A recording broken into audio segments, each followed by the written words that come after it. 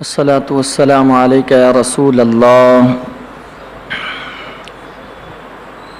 الصلاة والسلام عليك يا حبيب الله. الصلاة والسلام عليك يا نور الله صلى الله تعالى عليك وسلم. قال الله تعالى في القرآن المجيد: إنا أعطيناك الكوثر فصل لربك وانحر إن شانئك هو الأبتر. آمنت بالله صدق اللہ العظیم. عزیزان محترم،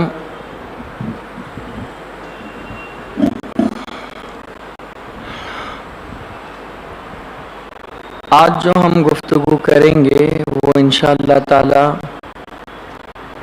قربانی کے حوالے سے کچھ باتیں آپ کے سامنے پیش کریں گے. اور آج داعی کبیر واصل آغوش کعبہ حضرت علامہ مولانا محمد شاکر نوری صاحب قبلہ امیر سنی دعوت اسلامی سے آپ قربانی کے مقاصد کیا ہے، اس کے حوالے سے انشاءاللہ آج آپ کو گفتگو سماعت کرنی ہے. آج میں قربانی کیا ہے، وہ قربانی کن کن جانور پر کیا جا سکتا ہے حدیث کی روشنی میں، وہ اور کیا ہر آدمی پہ قربانی ہے یا اس میں تخصیص ہے، وہ قربانی کس کس کی طرف سے کی جا سکتی ہے، وہ انشاءاللہ تعالی چند باتیں جب تک وقت میں گنجائش ہے آپ کے سامنے پیش کروں گا. قربانی یہ قرب سے بنا ہے، جس کے معنی ہیں قریب ہونا، یعنی انسان اللہ کے راہ میں جانور کو ذبح کر کے انسان اللہ سے قریب ہو جاتا ہے. قربانی کے ایام میں اللہ تعالیٰ کو خون بہانے سے زیادہ پسندیدہ کوئی اور عمل نہیں ہے، اس لیے انسان کو قربانی خوش دلی کے ساتھ کرنا چاہیے، اس لیے کہ وہ اپنے سینگوں کے ساتھ قیامت کے دن اللہ کی بارگاہ میں وہ آئیں گے، پیش کیے جائیں گے. ایک حدیث پیش کی جاتی ہے جامع ترمذی کی، بعض لوگ یہ پیش کرتے ہیں اور صحابہ کا حوالہ دیتے ہوئے کہ اگر ایک گھر میں ایک ہی جانور ہو اور پوری فیملی کے نام سے اگر وہ قربانی کرنا چاہے تو وہ کر سکتے ہیں. دراصل ایک صحابی کا حوالہ دیا ہے بعض لوگوں نے کہ ایک صحابی ایسے تھے جن کے گھر میں ایک ہی جانور تھا، اور ان سے پوچھا گیا کہ انہوں نے پوچھا کہ میرے گھر میں ایک جانور ہے اور میں اس پر کیا پورے گھر والوں کے نام سے قربانی کر سکتا ہوں؟ تو جواب دیا گیا ہاں، پورے کے نام سے قربانی آپ کر سکتے ہیں. اس حدیث پاک کو لے کر بعض اہل حدیث وغیرہ جو ہے وہ یہ کہتے ہیں کہ اگر آپ کے پاس ایک بکرا ہے اور بکرے پر آپ پوری فیملی کے نام سے قربانی کریں گے تو قربانی ہو جائے گی، حدیث میں لکھا ہوا ہے. حالانکہ اگر وہ تھوڑی سی اس کی تشریح اور توضیح پڑھتے تو مسئلہ واضح ہو جاتا. یہ جو مسئلہ ہے جو حدیث میں ہے کہ ایک جانور ہو اور پوری فیملی ہو اور سب کے نام سے قربانی ہم کو کرنا ہے، تو یہ اس صورت میں ہے جب گھر کے اندر کوئی بھی مالک نصاب نہ ہو، ایک بھی مالک نصاب نہ ہو، بلکہ سب پر نفلی قربانی ہے. تو ایک حصے میں جتنے لوگ، بلکہ پوری دنیا کو بھی اگر شامل آپ کرنا چاہیں تو آپ کر سکتے ہیں، اس میں کوئی مضائقہ نہیں ہے. جیسے سرکار دو عالم صلی اللہ علیہ وسلم ہمیشہ دو جانور ذبح کرتے تھے، ایک اپنے نام سے اور ایک پوری امت کے نام سے کرتے تھے. تو ایک جانور پر پوری امت کے نام سے قربانی ہو جا رہی ہے، تو وہ جو قربانی ہوتی تھی وہ واجبی نہیں ہوتی تھی، وہ نفلی قربانی ہوتی تھی. تو اسی طریقے سے اگر گھر کے سارے گھر والے مفلس ہوں یا ایسے افراد ہو جن کے پاس مال اتنا نہیں ہے جو نصاب بھر پہنچتا ہو، تو پھر ایسے شخص اگر ایک ہی جانور پر سارے لوگوں کا نام ڈالنا چاہے اور قربانی کرنا چاہے تو وہ چل جائے گا، کیونکہ وہ نفلی قربانی ہے. لیکن جن کے پاس استطاعت ہو، طاقت ہو، تو وہاں پر حضور صلی اللہ علیہ وسلم کا حکم ہے کہ جن کے پاس استطاعت ہو اور وہ قربانی نہ کرے، تو حضور نے فرمایا پھر وہ ایسا آدمی ہمارے عیدگاہ کے قریب نہ آئے۔ اس حدیث سے علماء نے استدلال کیا ہے کہ مستطیع شخص پر، صاحب استطاعت شخص پر قربانی کرنا واجب ہے، اور وہ حدیث میں آپ کے سامنے پیش کرتا ہوں۔ حضور صلی اللہ علیہ وسلم نے ارشاد فرمایا ہے، عن ابی ہریرہ رضی اللہ تعالی عنہ قال قال رسول اللہ صلی اللہ علیہ وسلم من کان له ساعة ولم یضحی فلا یقربن مصلنا۔ حضور صلی اللہ علیہ وسلم ارشاد فرماتے ہیں، حضرت ابو ہریرہ نے بیان کیا کہ جس کا ہاتھ پہنچتا ہو اور قربانی نہ کرے، یعنی جس کے اندر استطاعت ہو، جس کا ہاتھ پہنچتا ہو سے مراد جو صاحب نصاب ہو، اور وہ قربانی نہ کرے، تو حضور فرماتے ہیں وہ ہرگز ہماری مسجد کے قریب نہ آئے، یعنی ہماری عیدگاہ کے قریب نہ آئے۔ یہ حضور صلی اللہ علیہ وسلم کی واضح حدیث ہے۔ اس سے پتہ یہ چلتا ہے کہ قربانی جو ہے وہ صاحب نصاب پر، مالک نصاب پر ہی ہے، واجب، ورنہ اگر نفلی قربانی ہے، سارے کے سارے غریب ہیں، تو پھر ایک جانور پر پوری فیملی والے کا نام اگر آپ نے ڈال دیا تو کوئی مسئلہ نہیں۔ لیکن دوسرا مسئلہ یہاں پر ایک آدمی مالک نصاب ہے اور باقی سب غریب وہ ہیں، تو ایک آدمی کے ساتھ دوسرے آدمی کا نام نہیں پھر ایڈ کریں گے۔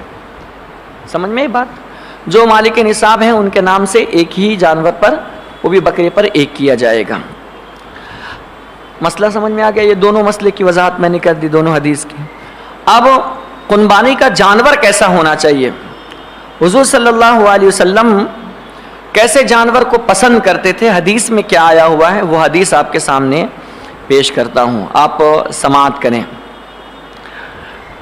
انا رجل من الصحابۃ رضی اللہ تعالی عنہم قال قال رسول اللہ صلی اللہ علیہ وسلم ان افضل الضحایا اغلاها واسمنها۔ ایک صحابی رضی اللہ تعالی عنہ سے روایت ہے کہ رسول اللہ صلی اللہ علیہ وسلم نے ارشاد فرمایا، بے شک قربانی کے جانوروں میں افضل وہ جانور ہے جو قیمتی ہو اور تندرست ہو، یعنی جانور کبھی بھی ہم کو لانا چاہیے تو وہ تندرست جانور لانا چاہیے، اتنا کمزور جانور بھی نہیں لانا چاہیے کہ وہ قربان گاہ تک چل بھی نہ سکے، یا گوشت اور ہڈی جو ہے نا دونوں جدا جدا نظر آوے۔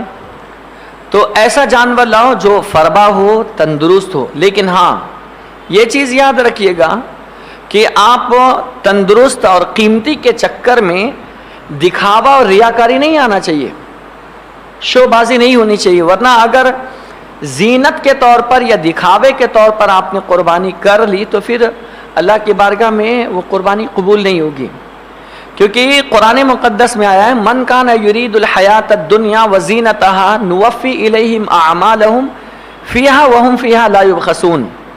جو لوگ دنیا کی زندگی چاہتے ہیں اور اس کے آرائش چاہتے ہیں، اللہ فرماتا ہے نوفی الیہم اعمالہم، ہم ان کے اعمال کا پورا بدلہ دیں گے، وہم فیہا لا یبخسون، اور ان میں ہم ذرہ برابر بھی کمی نہیں کریں گے۔ لیکن اولئک الذین لیس لہم فی الآخرۃ الا النار، یہ وہ لوگ ہیں جن کے لیے آخرت میں کوئی حصہ نہیں ہے سوائے جہنم کی آگ کے۔ ہمارے ہاں تو کمپٹیشن چلتا ہے، وہ 1,00,000 کا لایا ہے تو میں 1,20,000 کا لاؤں گا، وہ 1,20,000 کا لایا ہے تو میں 2.5 کا لاؤں گا، وغیرہ وغیرہ سب۔ تو اپنے بکرے کو کیا کھلاتا ہے؟ تو بادام کھلاتا ہے، تو دوسرا کہتا ہے میں یہ کھلاتا ہوں، تیسرا کہتا ہے۔ تو آپ یہ سب ظاہر کیوں کر رہے ہیں؟ حضور صلی اللہ علیہ وسلم نے یہ تعلیم تھوڑی نہ دی کہ بادام کھلانے والا ہی بکرا لاؤ، حکم یہ دیا ہے کہ ایسا بکرا لو جو قیمتی ہو اور تندرست ہو، فربا ہو، تاکہ وہ قیامت کے دن جو ہے نا آپ کے لیے سواری کے کام آ سکے، ایسا جانور لیجیے۔ درۃ الناصحین کے اندر یہ واقعہ موجود ہے۔ حضرت امام ابو اسحاق رحمۃ اللہ تعالی علیہ خواب دیکھتے ہیں کہ قیامت برپا ہے اور ان کا جو بھائی ہے وہ ان کے بھائی کو انہوں نے دیکھا کہ وہ جنت میں سیر کر رہے ہیں، یعنی جنت میں جانے والے بھی گئے نہیں ہیں اور بہت خوش ہے. تو حضرت ابو اسحاق نے پوچھا کہ کیا بات ہے، بہت خوش نظر آ رہے ہو، اللہ نے کیا معاملہ کیا آپ کے ساتھ؟ تو ان کے بھائی نے کہا کہ اللہ تعالیٰ نے مجھے بخش دیا. کہا کس بنیاد پر؟ کہا 1 درہم میں نے ایک غریب کو، ضرورت مند کو دے دی تھی، اللہ تعالیٰ اس سے راضی ہو کر میری بخشش فرما دی. اور کہا جس سواری پر سوار ہو، گھوڑے پر، اور تمہارے پیچھے سواریاں ہیں، یہ سواریاں تمہیں کیسے ملی ہیں؟ تو وہ کہتے ہیں کہ میں اگرچہ غریب تھا لیکن اللہ کی رضا کے لیے، اللہ کی خوشنودی کے لیے، اگرچہ میرے پاس مال نہیں رہتا تھا پھر بھی میں اللہ کی خوشنودی کے لیے ایک جانور ضرور ذبح کرتا تھا، اور اللہ تعالیٰ نے اسی کی برکت سے، اسی فضل کی بنیاد پر، اسی قربانی کی بنیاد پر اللہ تعالیٰ نے مجھے اتنی ساری سواریاں عطا کی ہیں. تو پھر بھائی نے پوچھا کہاں جانے کا ارادہ ہے؟ تو کہا اب میں جنت کی طرف جا رہا ہوں. یعنی قربانی جو انسان کرتا ہے اللہ کی رضا کے لیے، تو اللہ تعالیٰ اس کی برکت سے اس کی بخشش بھی فرما دیتا، قیامت میں سواری بھی عطا کرتا اور اسے جنت کا مزدہ بھی عطا فرما دیتا ہے. تو اس لیے قربانی کریں، خوش دلی کے ساتھ کریں، دکھاوا، ریاکاری، یہ ساری چیزیں نہیں ہونی چاہیے. نام و نمود اور لوگوں کے درمیان، مطلب ایسا بکرا لاؤں گا نا کہ پورے محلے میں میرا نام ہونا چاہیے، تو پھر یہ بیکار ہے. پھر آپ اپنے نام کے لیے قربانی کر رہے ہیں، اللہ کی رضا کے لیے نہیں کر رہے ہیں. اللہ کی رضا کے لیے آپ قربانی کرو. اچھا، میرا مشورہ ایک یہ ہے کہ قربانی اگر آپ کر رہے ہیں تو جانور کو کچھ دن پہلے خرید لاؤ، یا تو پال لو یا پھر کچھ دن پہلے جانور کو خرید لو، تاکہ اسے کھلاؤ پلاؤ، اس سے پیار کرو. جب قربانی کی جائے گی نا، تو جب وہ اللہ کی راہ میں قربان کیا جائے گا تو اس وقت آپ کو اس کے ذبح ہونے پر تکلیف ہوگی. اور کہا گیا لن تنالوا البر حتى تنفقوا مما تحبون، تم ہرگز نیکی کو نہیں پہنچ سکتے جب تک اپنی پسندیدہ چیز اللہ کی راہ میں خرچ نہ کر دو. تو یہ آپ کا پسندیدہ ہو جائے گا، اس کے ذبح ہونے پر آپ کے آنکھوں سے آنسو نکلنے لگیں گے، تو سمجھ لو کہ وہ جانور اللہ کی بارگاہ میں قبول ہے. یوں تو ویسے بھی آپ نے قربانی کی تو قربانی قبول ہوگی، لیکن آپ پال پوس کر کے، اس سے محبت کر کے، اس سے انسیت اختیار کر کے جب قربانی کرو گے نا، تو اس کی بات الگ ہوتی ہے، اس کی کیفیت. تو بہرحال حضور صلی اللہ علیہ وسلم نے ہمیں یہ تعلیم دی ہے کہ جانور کیسا ہونا چاہیے. تو حضور فرماتے ہیں حضور نے فرمایا ان افضل الضحایا اغلاها واسمنها، سب سے افضل قربانی جو ہے وہ جانور ایسا ہو کہ وہ جانور قیمتی بھی ہو اور تندرست بھی ہو. یہ نبی مکرم صلی اللہ علیہ وسلم کا فرمان عالی شان ہے، اور یہ حدیث مسند امام احمد بن حنبل کے اندر موجود ہے. اب حضور صلی اللہ علیہ وسلم کس جانور کی قربانی کیا کرتے تھے؟ کون سے جانور کی قربانی کرتے تھے؟ تو حدیث سنیے، اور یہ حدیث صحیح بخاری شریف کی ہے. عن ابی ہریرہ رضی اللہ تعالی عنہ قال ان النبی صلی اللہ تعالی علیہ وسلم ضحى بکبشین املحین احدهما عن نفسه والآخر عن امته. حضور صلی اللہ علیہ وسلم قربانی کرتے تھے. حضرت ابو ہریرہ بیان کرتے ہیں کہ حضور نبی اکرم صلی اللہ علیہ وسلم قربانی کرتے تھے 2 فربا اور سیاہ سفید مینڈوں کی. 2 مینڈے قربانی کرتے تھے، سیاہ اور سفید، اس کی قربانی کرتے تھے. اور ایک حضور صلی اللہ علیہ وسلم اپنی جانب سے قربانی کرتے تھے، اور دوسری قربانی جو ہے وہ اپنی امت کی طرف سے کیا کرتے تھے، تاکہ اگر کوئی حضور کے امتی میں سے کوئی ایسا شخص ہو جو مفلس ہو اور اس کی استطاعت نہ ہو اور وہ قربانی نہیں کی، تو کم از کم حضور صلی اللہ علیہ وسلم کی طرف سے قربانی کا تحفہ تو اسے مل چکا ہے، اور وہ قیامت کے دن اللہ تعالیٰ اسے بھی سواری عطا فرمائے گا.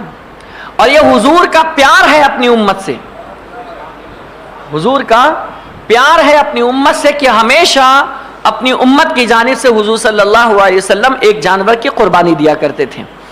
تو اگر اللہ پاک نے آپ کو بھی توفیق دی ہے، اللہ پاک نے آپ کو بھی استطاعت دی ہے، اور آپ بھی حضور سے پیار کرتے ہیں، تو ایک حصہ اپنے نبی کے نام سے آپ بھی کیا کریں. اور اگر حضور کو راضی رکھنا چاہتے ہیں تو ایک حصہ نفلی ہی ہے، ایک حصہ حضور کی تمام امت کی جانب سے کر لے، آپ کو ثواب. کیونکہ حضور صلی اللہ علیہ وسلم کسی بھی شخص سے راضی ہونے کے اسباب میں سے ایک سبب یہ ہے، جو حضور کے امتی کو فائدہ پہنچاتا ہے نا، حضور اس سے راضی ہو جاتے ہیں. حضور اس سے راضی. اس کی ایک ڈیمو دیتا ہوں آپ کو. جب حضور صلی اللہ علیہ وسلم سدرۃ المنتہا پہنچے تھے معراج کے لیے، اور جب آگے جانے کی باری آئی تھی نا، حضور علیہ السلام سے حضرت جبریل نے عرض کیا، یا رسول اللہ آپ آگے جائیں، میری رسائی یہیں تک ہے. آقا کریم رؤوف الرحیم صلی اللہ علیہ وسلم نے ارشاد فرمایا تھا کہ اے جبریل، میں اللہ کے پاس جا رہا ہوں، تمہاری کوئی حاجت ہو تو بتاؤ، میں تمہاری حاجت اللہ کی بارگاہ میں پیش کروں گا. حضرت جبریل علیہ السلام نے اپنے لیے کچھ نہیں مانگا، بلکہ کہتے ہیں ہاں یا رسول اللہ ایک حاجت ہے. کہا کیا ہے؟ کہا یا رسول اللہ میری حاجت یہ ہے کہ کل قیامت کے دن جب آپ کی امت پلسرات سے گزرنے لگے نا، تو مجھے اللہ یہ توفیق دے کہ میں اپنے پروں کو پل کے نیچے بچھا دوں، تاکہ آپ کے امتی میرے پر کے اوپر چل کر کے وہ جنت میں داخل ہو جائے. کیونکہ وہ بھی جانتے تھے کہ حضور راضی ہو گئے تو اللہ بھی راضی ہو جائے گا. تو اگر آپ حضور کی امت کو خوش کرو گے نا، تو اور حضور کو خوش کرو گے تو اللہ تم سے راضی ہو جائے گا. اللہ نے توفیق دی ہے تو ایک حصہ حضور کے نام سے کر لیں، اور توفیق استطاعت اللہ نے دی ہے تو آپ دوسرا حصہ کل امت مسلمہ کے نام سے ایک جانور کر لیں، یا ایک حصہ بڑے میں آپ کر لیں، لیکن کرے تو ضرور. حضور صلی اللہ علیہ وسلم تو سب کچھ جانتے ہیں نا. اور آقا علیہ السلام نے آپ کے لیے، بلکہ پوری امت کے لیے، قیامت تک آنے والے امتیوں کے لیے حضور علیہ السلام ایک جانور کیا کرتے تھے. اچھا، اس سے ایک بات سمجھ میں آتی ہے، یہ جو دو حصے تھے نا حضور کے، ایک اپنی طرف سے اور دوسرا حصہ جو تھا وہ اپنی تمام امت کی طرف سے. حضور علیہ السلام پر جو قربانی تھی وہ واجب تھی، کیونکہ آپ مستطیع صاحب نصاب تھے. اگرچہ کبھی کبھی گھر میں کچھ نہیں رہتا تھا، لیکن مالک کونین ہے، گو پاس کچھ رکھتے نہیں، دو جہاں کی نعمتیں ہیں خالی ان کے ہاتھ میں. سمجھ گئے؟ دو جہاں کی نعمتیں ہیں خالی ان کے ہاتھ میں. لیکن یہاں کچھ لوگ مغالطہ ڈالتے ہیں کہ حضور صلی اللہ علیہ وسلم جو اپنی طرف سے یا اپنی امت کی طرف سے قربانی کرتے تھے وہ نفلی کرتے تھے، اور ایک ہی جانور میں سب کو کرتے تھے. لہٰذا اگر تمہارے پاس ایک بکرا ہے تو بکرے پر سب کی طرف سے، پوری فیملی کی طرف سے کر دو. تو یہاں یہ آپ سمجھ لیجئے، حضور علیہ السلام اپنی پوری امت کی جانب سے جو قربانی کرتے تھے وہ نفلی کرتے تھے. اور جو جامع ترمذی میں حدیث آئی نا کہ ایک صحابی نے اپنی پوری فیملی کے نام سے قربانی کی ایک ہی بکرے پر، تو اس سے مراد نفلی قربانی ہے، واجبی قربانی نہیں. کیونکہ واجبی قربانی کی حدیث کیا ہے کہ جس شخص کے پاس استطاعت ہو کہ وہ قربانی کر سکتا ہے اور اس نے قربانی نہیں کی، تو حضور علیہ السلام نے فرمایا ایسے شخص کو چاہیے کہ وہ میری عیدگاہ کے قریب نہ آئے. اس حدیث سے علماء نے استدلال کیا کہ یہاں مستطیع کے لیے یہ شرط ہے، مستطیع صاحب استطاعت ہونے کے باوجود اگر وہ قربانی نہیں کرتا ہے تو پھر اسے نماز پڑھنے کا بھی حق نہیں ہے. اور اگر جو مستطیع نہیں ہے تو حضور نے ان کو نماز پڑھنے کی اجازت دی ہے. اس کا دوسرا مفہوم یہ ہے کہ غیر مستطیع کو حضور نے نماز پڑھنے کی اجازت دی ہے. سمجھ میں بات؟ تو یہ دو حدیثیں الگ الگ ہیں، اس کو ذہن میں آپ بٹھا لیجئے. یہ ہو گئی. اب اس کے بعد ایک اور حدیث پاک سنیے. یہ حدیث جو پیش کر رہا ہوں سنن ابن ماجہ کی ہے. عن ابی ہریرہ رضی اللہ تعالی عنہ قال ان النبی صلی اللہ علیہ وسلم ضحى بکبشین املحین ذبح احدهما عن امته لمن شهد له بالتوحید وشهد له بالبلاغ وذبح الاخر عن محمد وآل محمد صلی اللہ علیہ وسلم. حضرت ابو ہریرہ رضی اللہ تعالیٰ عنہ سے روایت ہے کہ حضور نبی کریم صلی اللہ تعالیٰ علیہ وسلم نے 2 فربا مینڈوں کی قربانی فرمائی. 2 مینڈوں کی، 2 تندرست جانوروں کی قربانی کی. ایک اپنی امت کی اجابت کی طرف سے، امت اجابت 2 امت ہے، ایک امت دعوت اور ایک امت اجابت. امت اجابت اس امت کو کہتے ہیں جنہوں نے حضور کا کلمہ قبول کر لیا ہے. یعنی ہم نے حضور کا کلمہ پڑھا ہوا ہے تو ہم امت کافر بھی حضور کے امتی ہی ہے، ہم بھی حضور کے امتی ہیں، لیکن امت کی 2 قسمیں ہیں، امت دعوت اور امت اجابت. جس نے حضور علیہ السلام کا کلمہ قبول کر لیا، جس نے حضور کا دین قبول کر لیا، جس نے حضور کا مذہب قبول کر لیا، وہ امت اجابت ہے. اور جس نے اب تک کے قبول نہیں کیا ہے وہ امت دعوت ہے. بات سمجھ میں آ رہی ہے؟ تو یہ حدیث حضور علیہ السلام 2 فرما جانور کی قربانی کرتے تھے. اس میں سے ایک جو ہے اپنی امت اجابت کی طرف سے، یعنی جس نے اللہ تعالیٰ کی وحدانیت اور حضور صلی اللہ علیہ وسلم کی رسالت کی تصدیق کی. اور دوسری قربانی اپنی طرف سے اور اپنی آل کی طرف سے قربانی کیا کرتے تھے. حضور صلی اللہ علیہ وسلم اپنی طرف سے اور اپنی آل کی طرف سے قربانی کیا کرتے تھے. یہ 2 حدیث ہو گئی. اب اس کے بعد قربانی کی دعا کیا ہے؟ قربانی کی دعا حدیث میں کیا آئی ہوئی دعا وہ پیش کرتا ہوں. مسند امام احمد بن حنبل کے اندر یہ حدیث ہے. عن ابی ہریرہ رضی اللہ تعالی عنہ قال ان النبی صلی اللہ تعالی علیہ وسلم قال عند التضحیۃ اللہم لک ومنک عن محمد وامتہ.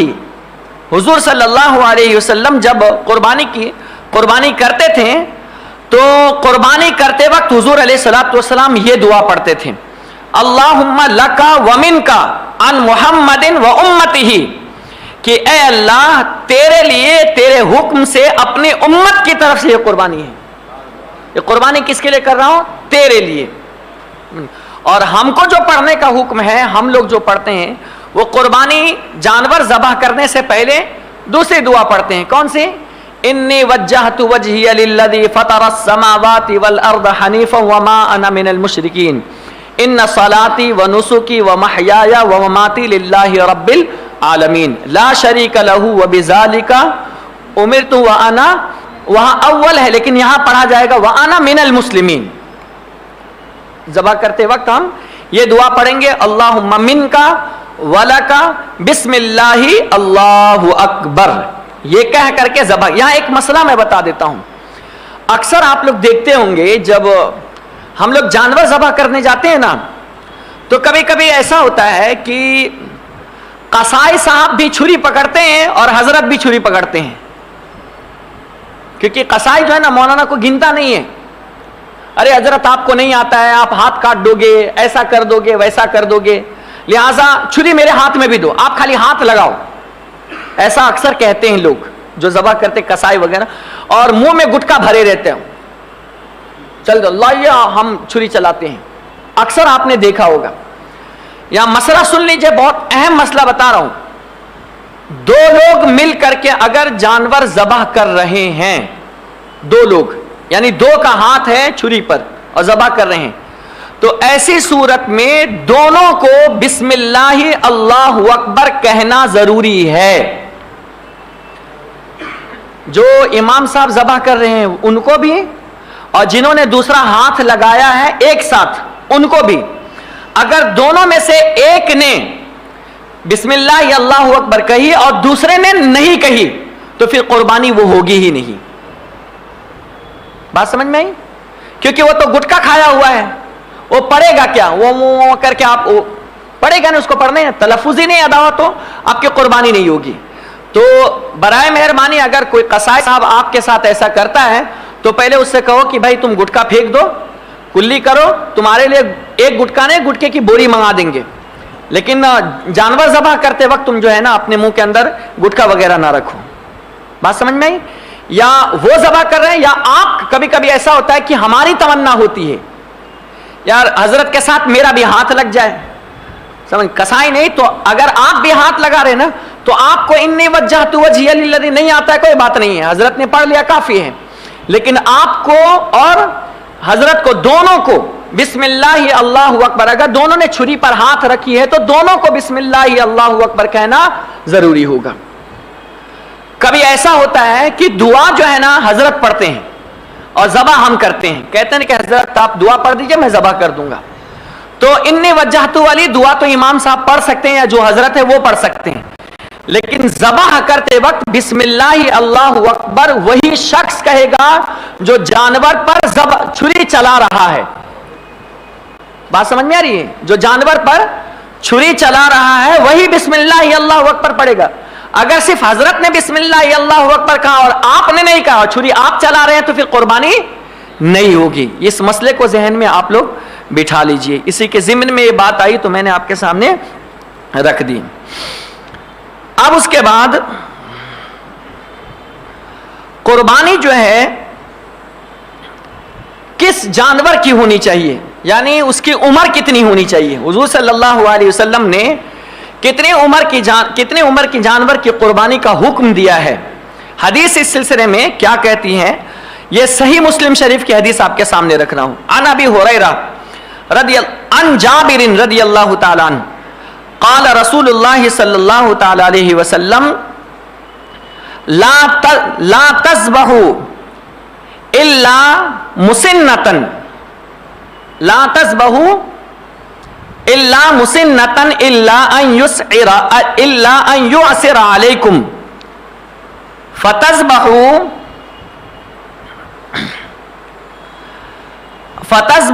جزعۃ من الضان. حضرت جابر رضی اللہ تعالیٰ عنہ سے روایت ہے, رسول اللہ صلی اللہ علیہ وسلم نے ارشاد فرمایا, پوری عمر والے جانور کی قربانی کرو, پوری عمر والے جانور کی قربانی کرو, مگر جب دشوار ہو تو بھیڑ کا 6 ماہ والا بچہ بھی ذبح کر لو. اب اس کی تفصیل میں بتا دیتا ہوں.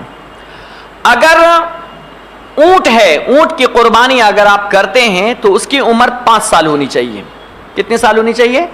5 سال. اور بیل, بھینس وغیرہ, پاڑا, بچھڑا وغیرہ سب اسی کے ضمن میں جو بھی ہے, اگر آپ یہ ذبح کر رہے ہو تو اس کی عمر 2 سال ہونی چاہیے. اس سے کم اگر 1 دن بھی ہوا نا تو قربانی نہیں ہوگی. بات سمجھ میں آئی؟ بیل وغیرہ اگر ہے تو اس کی عمر کتنی ہونی چاہیے؟ 2 سال مکمل. اس سے زیادہ چل جائے گا, 3 سال بھی چل جائے گا, 4 سال بھی چل جائے گا, لیکن 2 سال سے 1 دن بھی کم نہیں ہونا چاہیے. یہ بڑے جانور میں ہے. اور اگر آپ بکرا, بکری, دمبا, دمبی یہ کر رہے ہیں تو اس کی عمر 1 سال ہونی چاہیے, مکمل 1 سال. ہاں, صرف دمبے کی رخصت دی ہے حضور صلی اللہ علیہ وسلم. اگر بکرا بکری میں 1 دن بھی کم ہوگا, 1 دن بھی, تو 1 سال سے 1 دن بھی کم ہوگا تو اس کی قربانی نہیں ہوگی. مکمل 1 سال ہونا چاہیے, اس کے اوپر ہے کوئی مسئلہ نہیں ہے. بات آپ سمجھ رہے ہیں؟ اس سے کم میں ہاں, اگر دمبا وغیرہ ہو تو 6 مہینے کا ہے تو کوئی پرابلم نہیں, لیکن وہ دکھنا چاہیے سال بھر کا, ورنہ اگر 6 ماہ کا ہے اور وہ بہت کمزور ہے تو پھر اس پہ بھی قربانی نہیں ہے. اچھا, کوئی بکرا ایسا ہو جس کو ہم بادام کھلا رہے ہیں, راجستھانی بکرا یا کسی اور علاقے کا, ماشاءاللہ ہوتے ہیں, تندرست ہوتے ہیں اور بڑے بڑے جانور ہوتے ہیں, اور 6 مہینے والا سال بھر کا دکھ رہا ہے, بکرا دکھ رہا ہے, تو اس کی قربانی ہو جائے گی؟ نہیں. بکرا اگر کوئی 6 مہینے کا ہے اور وہ سال بھر کا دکھ رہا ہے تو اس کی قربانی نہیں ہوگی. یہ صرف دمبے کے لیے حضور صلی اللہ علیہ وسلم نے رخصت عطا فرمائی ہے. بات سمجھ گئے؟ اب اس کے بعد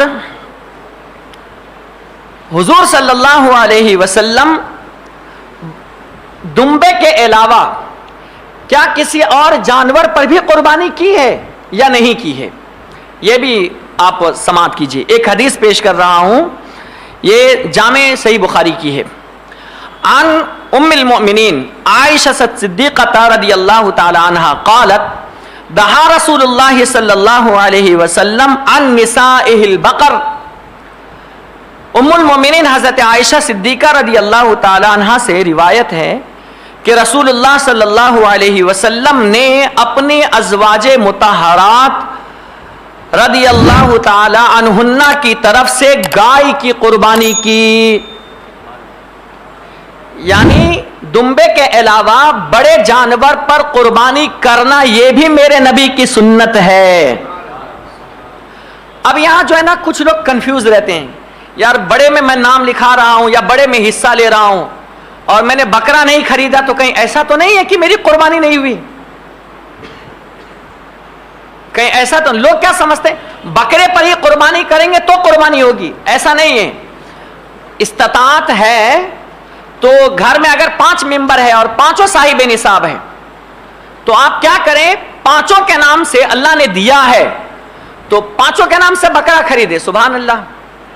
لیکن اگر میڈیم کلاس کے ہیں, ہے مالک نصاب, اگر 5 بکرا خریدنے گئے 20-20 ہزار کے بھی خریدے تو 1 لاکھ چلا گیا اور پھر گھر میں تکلیف آ گئی, تنگی آ گئی. تو ایسی صورت میں کیا کریں, 1 بکرا خرید لیں اور بقیہ 4 جو ہے نا بڑے جانور میں حصہ دے دیں, کیونکہ بڑے جانور میں حصہ لینا اور بڑے جانور کی قربانی کرنا یہ میرے نبی پاک صلی اللہ علیہ وسلم کی سنت ہے. حضور صلی اللہ علیہ وسلم خود ازواج مطہرات کی قربانی جو ہے نا گائے میں کیا کرتے تھے. تو اس میں کوئی مذائقہ نہیں. لوگ سمجھتے ہیں یار اس میں کروں گا تو ثواب نہیں ملے گا, ایسا نہیں ہے. ہاں یہ ہے جانور جو حضور نے فرمایا ان الضحایا اغلاها واسمنها, کہ سب سے افضل قربانی جو ہے نا وہ اس جانور کی ہے جو قیمتی ہو اور تندرست ہو. تو اگر آپ بڑے حصے میں لیتے ہو تو چھوٹے چھوٹے پیسے لگتے ہیں. چھوٹے پیسے سے مراد کم پیسے میں بڑا جانور مل جاتا ہے. قربانی تو ادا ہو جائے گی, لیکن افضل قربانی استطاعت اگر ہے تو چھوٹے جانور خرید کر کے کرو, کیونکہ جو زیادہ قیمتی ہوگا اس میں زیادہ ثواب ہے. افضل قربانی اس کی ہے. لیکن استطاعت نہیں ہے, ہم مالک نصاب, تو بڑے جانور میں بھی کرے تو کوئی پرابلم نہیں ہے, کیونکہ حضور صلی اللہ علیہ وسلم نے اپنے ازواج مطہرات کی طرف سے گائے کی قربانی کی ہے اور کرنا جائز ہے, بلکہ یہ حضور کی سنت ہے. بات سمجھ گئے؟ اچھا, اب یہ بھی بتا دوں, جب گائے پہ حضور صلی اللہ علیہ وسلم نے کی ہے قربانی تو کتنے حصے کیے ہیں؟ 1 2 5 6 7 کتنے حصے کیے ہیں؟ دیکھیے, یہ حدیث صحیح مسلم شریف کی ہے. عن جابر بن عبد اللہ رضی اللہ تعالی عنہما قال امرنا رسول اللہ صلی اللہ علیہ وسلم ان نشرک فی الابل والبقر کل 7 منافی بدنا. حضور صلی اللہ علیہ وسلم, حضرت جابر بن عبداللہ رضی اللہ تعالی عنہما سے روایت ہے, رسول اللہ صلی اللہ تعالی علیہ وسلم نے ہمیں حکم دیا کہ اونٹ اور گائے ہر بدنے میں 7 آدمی شریک ہو جائیں. یعنی ایک جانور پر گائے میں اس سے پتہ یہ چلتا ہے کہ اگر ایک بکرے میں 7 لوگوں کی قربانی ہونا جائز ہوتا تو حضور علیہ السلام اس کی وضاحت فرما دیتے. جیسے کہ آج کل اہل حدیث جو ہے نا یہ بہت دھڑلے سے اڑا رہے ہیں کہ بکرے پر 7 کر لو چل جائے گا, بلکہ پوری فیملی کر لو چل جائے گا. اور حدیث پیش کرتے ہیں جامع ترمذی کی, کہ جامع ترمذی میں حدیث ہے کہ پوری فیملی کے نام سے اگر تم نے قربانی کر لی تو کوئی بات نہیں ہے, چل جائے گا ایک بکرے پر. تو بھیا وہ جو حدیث ہے نا کہ ایک بکرے پر پوری فیملی کے نام سے, وہ نفلی قربانی ہے, واجبی قربانی نہیں ہے. واجبی قربانی کے لیے 7 حصے بڑے جانور پر اور بکرے پر 1 ہی حصہ ہونا چاہیے. ورنہ حضور صلی اللہ علیہ وسلم جو ہے جب اپنے نام سے قربانی کر رہے تھے تو اپنے ایک ہی نام پر اپنا بھی نام لے لیتے اور کل امت مسلمہ کا نام لے لیتے. 2 جانور ذبح کرانے کی ضرورت کیا تھی؟ حضور ہمیشہ 2 جانور کرتے تھے نا, ایک اپنے نام سے اور ایک اپنی پوری امت کے نام سے کیا کرتے تھے. تو اس سے پتہ یہ چلتا ہے کہ استطاعت آدمی کے پاس ہے